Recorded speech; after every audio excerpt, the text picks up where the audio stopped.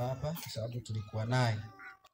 Lakini nimekuja hapa kwa ajili ya Martin na nilitamani nije niweze kumshuhudia akioa. Watu wengi labda wanaonifahamu wanafikiri mimi ni mkali sana, au nafikiri watu wa Migungani mwanzoni kule walikuwa nafikiri huyo ni mtu katili sana, anatembea na bunduki, anatufukuza. Pale mwanzoni ilibidi tufanye hivyo, tuwe wakali, kwa sababu nilipokuja hapa kulikuwa uwanja wa ng'ombe kuchunga bila kujali kitu. Kwa hiyo tulipigana kabisa na wakuchunga tena. Nakumbuka siku moja walikamata ng'ombe 500 hapa. Sasa wale wafugaji wakawa wanarushia wachungaji hapa mawe na nini. Nilikuwa mjini, nikaja nikazisomba zote kwenda halmashauri. Mwenye ng'ombe alikuja na gari. Ambia pamoja na gari yako huwezi kuziswaga hizi ng'ombe mpaka zifike. Na kufanya hivyo tumeweza kutunza mazingira ya hapa. Katika mazingira hayo Martin alikuja. Wakati huo kulikuwa na miradi 4 hapa. Hiyo Bunda Girls ipo, BBMTC hiyo ipo, na BBC iko hapa, na Eri wako pale.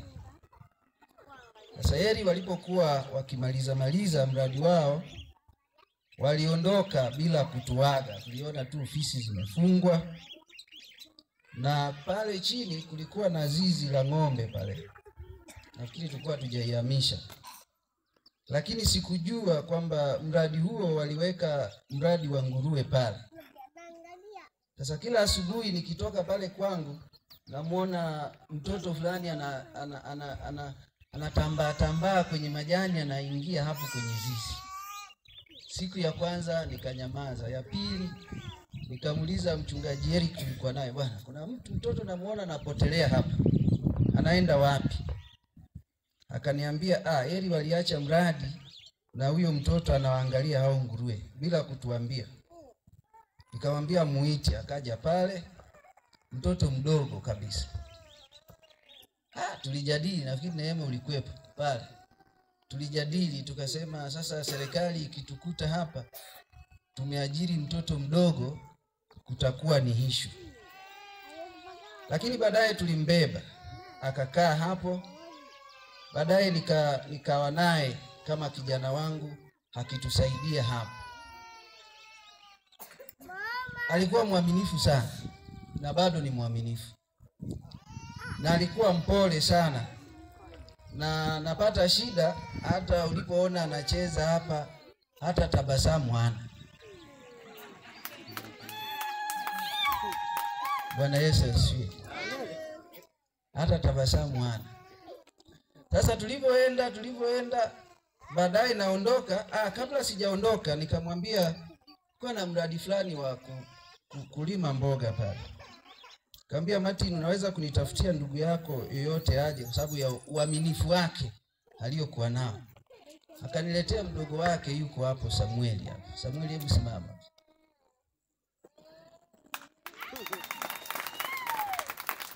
Kaa. Sasa wakati naondoka nilikuwa niondoke na Martin kwa sababu ya uaminifu wake. Nilitamani kuondoka naye. Lakini baadaye nikamwambia wewe sasa baki, mimi ngoja niende na Samueli. Kwa hiyo Samueli tunaye hapa leo, ninaye mwaka wa 7. Kwa nini nasema hayo? Na wewe bibi harusi utanielewa kwa nini nasema hayo. Nilipokaa na Samueli ni mdogo kwa Martin, lakini walipokuwa hapa Samueli alikuwa rude kwa Martin kwa sababu Martin ni mpole, haongei. Kwa hiyo Samueli anamuendesha. Anamwambia Samueli, huyu ni mkubwa wako, lazima umheshimu. Baadaye nilimwekea masharti, mkubwa wako lazima umheshimu. Na alimheshimu. Ninachotaka kusema ni kwamba hongera sana Martin. Hatua uliofika ni kubwa, kwa uaminifu mkubwa. na Mungu huyu wa mbinguni anaona waaminifu, na ni imani yangu kwamba atakubariki wewe na safari yako unayoanza leo. Asante mama kwa kuwalea hao vijana. Tuna deni, tutakuja kukusalimia, lakini kwenye familia nafikiri tulizungumza. Sasa tumekaa na Samueli miaka 7. Huyo sasa ni wa kwetu, sio wa kwenu tena. Ni wa kwenu kiukoo, lakini ni wa kwetu, ni wa kwangu, na mambo yake yote yatanihusu mimi. Ila tumemzuia kuoa kwa sababu tunataka atimize malengo yake 2 matatu. Lakini alipokuwa nafanya kazi hapa Martin, nilimuuliza unapata mshahara? Nafikiri ilikuwa 60,000 wakati ule kama sikosei. Nikamwekea masharti. Kwenye hiyo 60,000 ukipokea lazima 30 iende kwa mama yako. 30 ndio ubaki nayo. Na alikuwa anafanya hivyo kwa uaminifu mkubwa. Na hata huyo kuna wakati tunagombana. Kuna wakati nilisahau sana, nikajikuta ameingia kwenye betting. Nilipojua ameingia kwenye betting nilimbana, lazima hela unayopata unapeleka wapi? Nyumbani kwa mama. Huwezi kuwa kijana ambaye huwezi kumtunza mamako au wazazi wako, hata kama sofa unapata hela. Kwa hiyo niliwawekea masharti. Na Martin alifanya hiyo kwa uaminifu. Nafikiri mama wewe ni shahidi. Ulikuja mara moja tu kuomba hela na nilimwambia mama yenu asirudi hapa tena. Lazima mpeleke hela nyumbani. Anakuja kufanya nini? Akufuate wewe mdogo, wakati mdogo ndio unatakiwa umfuate mkubwa. Kwa hiyo Martin kwangu ni kijana wangu, nimemlea akiwa mdogo, na sasa anaoa kwenye umri huu wa miaka 22 na Mariamu miaka 18. Na mimi nilioa umri huo 22 na mama 18. Na tulikuwa sawa na Martin, sisi hatuongei.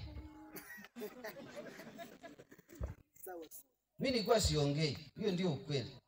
Na mke wangu haongei.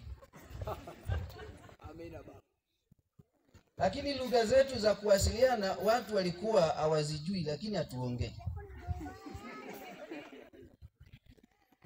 Mimi nimekuja kuongea, nimeanza kufundisha chuo kule Kongwa, ndio sasa naenda darasani, labda hapo nitaongea. Hapo huko nyuma nilikuwa sio muongeaji.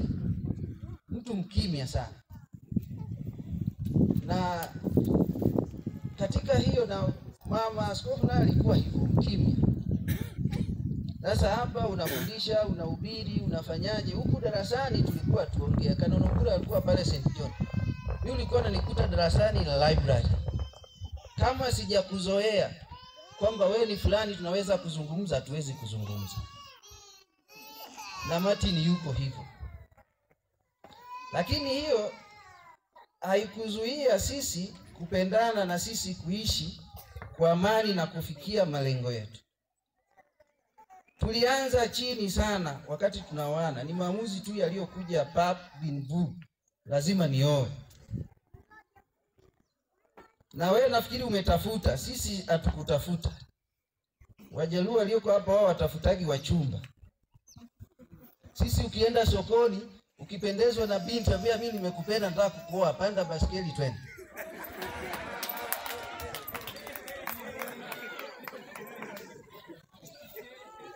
Akiwa mbishi mkiwa wawili wanaume mtamshawishi, jua lizame, akiwa mbishi lazima upande baskeli hii kwa nguvu twende.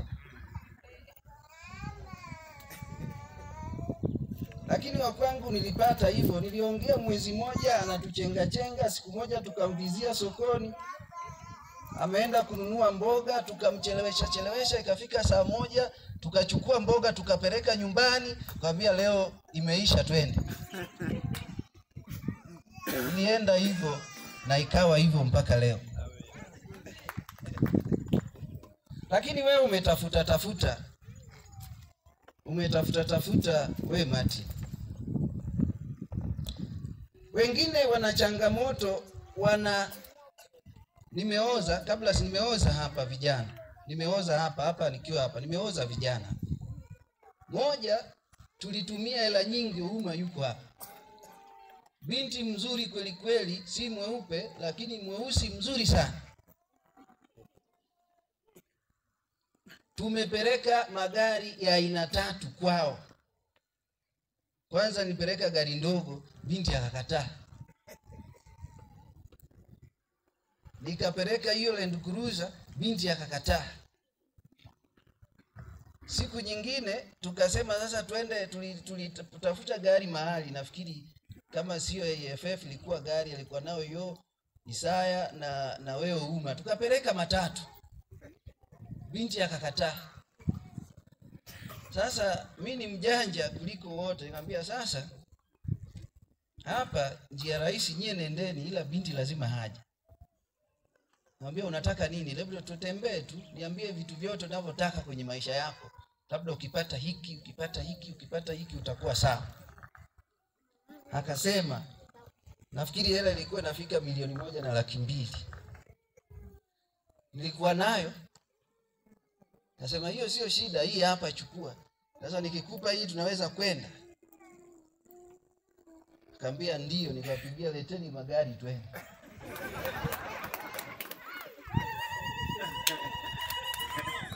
Na tukafika pale na mama akampa na vitenge, lakini tulipofika hapa binti akagoma, hataki kulala na kijana chumba kimoja. Wanalala lakini mambo mengine hayaendelei.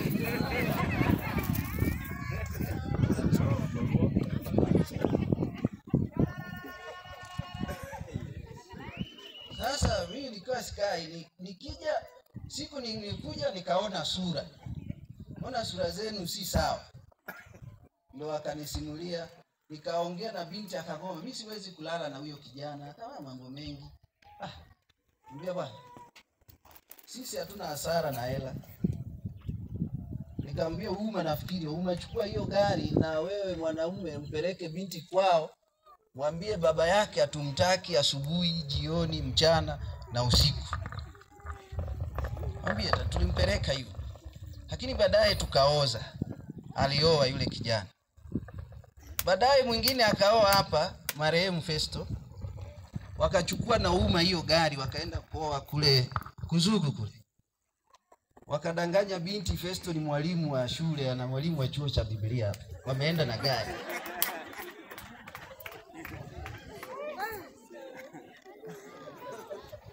Uma huyu yuko hapa, wakaenda wakadanganya. Waliniomba gari, nasema tunaomba gari, tunataka kwenda hapa Kuzugu. Sasa wakuniambia wanaenda kufanya nini? Sasa siku 3-4 nikaona binti kwenye nyumba ile. Mbona naona kuna binti anakuja na mwenzake? Akasema tunaoa. Mnaoa wapi? Huku Sukumani. Nani anaoa? Festo. Wapi? Huku. Walienda wakafanyiwa sherehe. Lakini mkuu, walikuwa wanaita mkuu, kadanganya yeye ni mwalimu. Nafikiri Martin hajadanganya. Kadanganya yeye ni mwalimu. Akaja akaoa. Bahati mbaya naye tulienda naye kule, alipata ajali ya pikipiki akafa yule kijana mwenye nguvu nyingi. Lakini tunasema kwa nini tunakuwa baba? Juzi mwanamke yuko kwangu, naona yuko kwangu baba. Nilimsahau. Sasa baadaye mama askofu anambia huyu mke wa Festo kula alikoenda, maisha magumu na nini, amekuja nyie ndio mnaweza kumsaidia. Sasa tunafanyaje?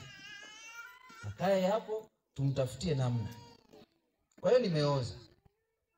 Lakini nimeoza na Josaya hapa, alikuwa nina historia na nyie, kwa nini nasema Josaya hapa alikuja naye aeleweke. Darasani asome. Kumbe babake amemdanganya, akija hapa atakuta magari, ataendesha kuja kusoma teolojia. Baadaye ameoa hapa na ni mchungaji anayefanya vizuri sana. Wakati natoka hapa ni wa Mara, lakini nilimwambia askofu huyu lazima niende naye mpaka nihakikishe ameiva ndo nimrudishe. Sasa naweza kumrudisha kwa sababu ameiva. Ameoa hapa. Mwingine ameoa hapa, Dominic naye ni naye na Jennifer. Wote walikuja hapo wameoa. Lakini Dominic alioa kwa Mbinje, tulikuwa naye hapa, nilimwambia nilimwekea masharti. miezi mitatu lazima uoe. Na kama hapa ninavyowatangazia wachungaji wangu wote walio bachelor, ifikapo mwezi wa 10 kabla hujaoa, tafuta diocese unayoenda.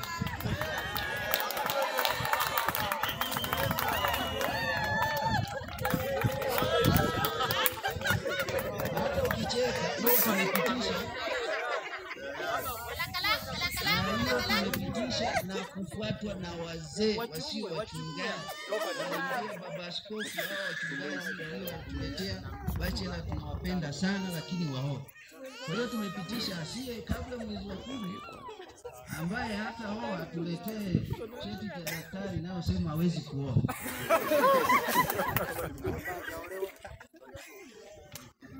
Kwa nini nasema hivi? Miongoni mwao wako wengine wana miaka 30, 33. Hawafanyi kazi, wanakula, hawana nyumba wajajenga. Wakitoka parishini wanalala kwenye nyumba za watu. Wengine bado wanakula kwa mama yake na baba yake. Haikubaliki hiyo. Bwana Yesu asifiwe. Amen. Haikubaliki. Huyu kijana miaka 22 anachukua hatua kubwa ya kuoa. Kwani wao wana maisha makubwa sana. Mimi nilikuwa sina chochote, yani we just wewe twende, itajulikana hapo, twende. Mambo mawili, uaminifu na bidii. Kwa hiyo miaka 30 mwanaume unasubiri nini? Unasubiri mbingu gani unataka kwenda? Utakuja kutusumbua mbele ya safari.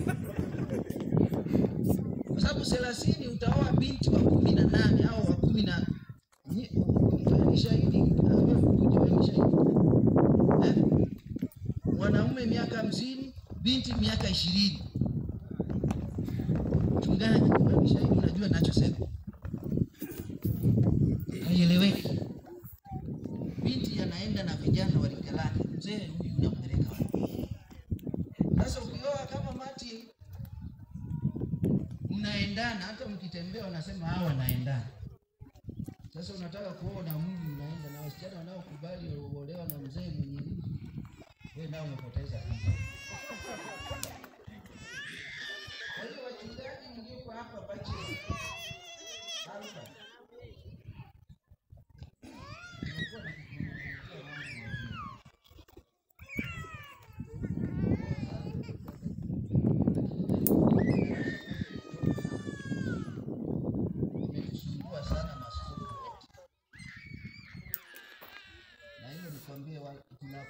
tunachunguza mnachofundisha darasani. Na naomba msiogope kwenda kwa mwalimu yoyote akiwa darasani. Vile kuna darasa moja imetoka hapa imekuwa na doctrine mbaya sana. Lakini sasa nakuruhusu hao wakwangu ni wakwangu wa kutoka Rorya, ambaye atafika mwezi wa 10 hajaoa, usimruhusu kukaa hapa.